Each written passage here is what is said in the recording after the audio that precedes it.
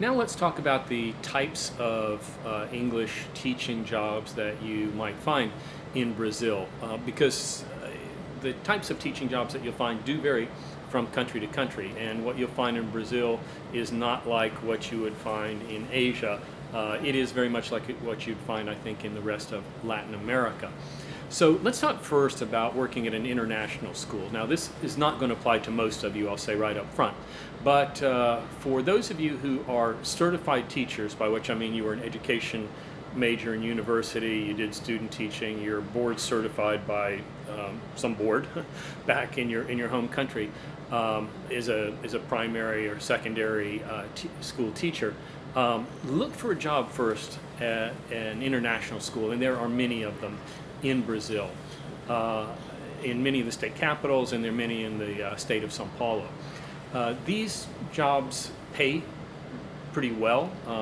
They're very competitive. You'll get benefits. You will have lots of days off, so these are kind of the cream jobs. Again, these would be working at an international elementary or high school, which follows the International Baccalaureate program. They're typically bilingual schools for the kids of wealthier folks. Diplomats, wealthy business people, exec expats, these kinds of things. So these kind of people, like you'd see in Elite, on Netflix, right? So anyway, if you are a board certified teacher, apply to one of these schools. You'll typically get a contract for at least a year. 2 years is very common. They may even help you with your airfare, and again, you'll get bennies, which will include not only holidays, vacations, health care, and so on. So these are the cream jobs. Unfortunately, these are not going to be available to most of us who are not certified teachers. What's going to be available to most of you folks watching this are going to be jobs either working through a school or working independently, working for yourself. So let's talk about working for a school first, because I think this is what most of you will probably do starting out. Although if you have experience teaching English as a foreign language, maybe in another country, you could take what I'm going to teach you and hit the ground running here and just work always for yourself. You'll make more money doing that. We'll talk about that in a minute. Let's say you start out working for a school, which is what I did and what most teachers do when they come down here. You'll go to one of these private language schools, and they cater largely to business people, although I see more children as students these days too, but probably you'd be teaching adults, maybe teenagers. And you might be teaching at the school itself in a classroom there, a classroom setting. More likely you'd be doing one-on-one tutoring. Again, could be at the school. Or what's very common is the school will find students for you and then send you out to them. So you would be teaching students typically one-on-one in their homes or a place of business. And so it's more like tutoring kind of arrangement.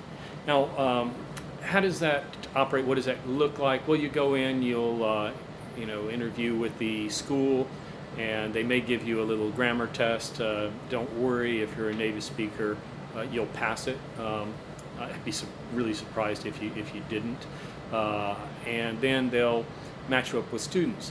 Now, typically they'll give you just a couple of students to start you out, kind of try you out, see how the students like you, and if everything is copacetic, then they'll give you more. They should give you some kind of training, so if you're new to teaching, if you've never done any kind of tutoring, for example, then that's one of the advantages of working for a school. They will do the logistical stuff, they'll do the scheduling, they will collect payment from the students, which I think a lot of new teachers for some reason find kind of distasteful. I don't. It's like it's payday. Hey, give me the money, show me the money. But some people are very uncomfortable about doing the collections part of the job. So if that makes you uncomfortable, the school will do that for you. Now, something to be aware of.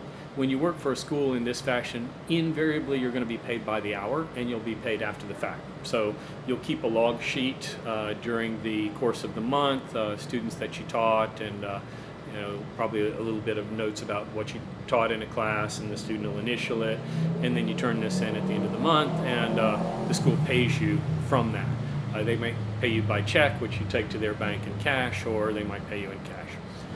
So that's kind of how it works with schools. Some schools are, better, some worse. Some will require these days more than they used to. Some schools may require you to have a work permit, which most of you are not going to have, and so that's a big stumbling block. So you can ask them maybe if they would try you out without, and maybe sponsor you for a work permit later. If they're not amenable to that, your only real option is to walk on to the next school. But don't worry, because there are tons of these private language schools down here, and somebody's going to hire you. If the bigger ones are turning you away, try some of the smaller indies. They're more likely to be happy to have a gringo to teach English, because most English teachers in Brazil, far and away the majority, are Brazilians. They're not native speakers, and students love to get hold of a native English speaker as a teacher. Okay, let's switch gears now and talk a little bit about working for yourself, working independently. And that's what I do, and that's what I've done for years and years now. I started out working for a few schools when I came here. By the way, I should note that I mentioned that schools typically will just give you 1 or 2 students to try you out initially. And so because of that, it's really common practice for teachers here to work for more than one school. There's no problem with that. Again, it's common practice. The school's not going to kick you to the curb because you're also working for another school. They understand it's economics, and so again, it's common practice. All right, so back to working for yourself. This seems to be, for teachers that stay on in Brazil for a while, sort of the natural progression. You'll start working for a school first, you kind of get grounded, you get a little bit of training, you get comfortable in the classroom, you learn what materials you like, what are the common problems that the students have, and they all have the same issues. Then you're ready to go on and teach on your own. And the big advantage to doing that is you'll make roughly twice what you would working for a school. When schools collect money from students, let's say for round numbers, they collect 100 reais for one class hour from a student, you're going to make around 50. Not that the school is trying to rip you off or anything, but they have their expenses. They've got a brick and mortar shop, advertising, phone, they have to pay the receptionist, et cetera, and they're trying to make a little profit on the back end. So lots of taxes down here too in Brazil. So they will pay you usually around half of what they get from the students. Now, if you are working independently, you don't have a school as the middleman, hey, all the money goes to you. So a good strategy if you're working independently would be maybe to use that 100 reais figure. Why don't you charge students 80, and they pay less than they would pay the school, you make considerably more, and everybody's happy, right? There are other advantages to working independently beyond making much more money per hour, but that's probably the biggest one. I also like the flexibility that it gives me. I can work the hours that I want. I can work with the students that I want. When you work for a school, they're going to present students to you, and you're kind of expected to take them. You might get a pass once in a while on that, but if you pass on too many students, they'd say their level's too low, or it's a teenager and you really don't like working with teenagers. I mean, you can pass, but you pass on a couple and the school's going to take you off their list and they won't be calling you anymore, right? So you're kind of obligated to take what's presented to you. On the other hand, I work autonomously now, and it's fairly often that I'll pass up a student. Not too often, but sometimes I do, and sometimes it's just they don't fit well into my schedule, and sometimes it is that they're a lower level than I like working with. I prefer to work with pre-intermediate and up, and in those cases I'll just forward them along to another teacher I know who would be happy to work with them.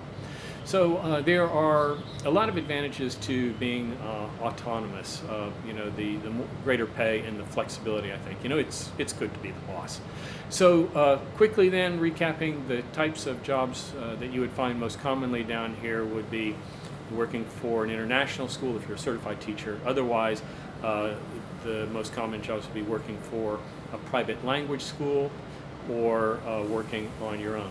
Now, there are other types of work that you might do. I'm not going to get into in this video because I've already run on long enough, but there are other types of jobs such as translations and writing and so on that can augment your teaching income, and I'll do another video or maybe series of videos about those, okay?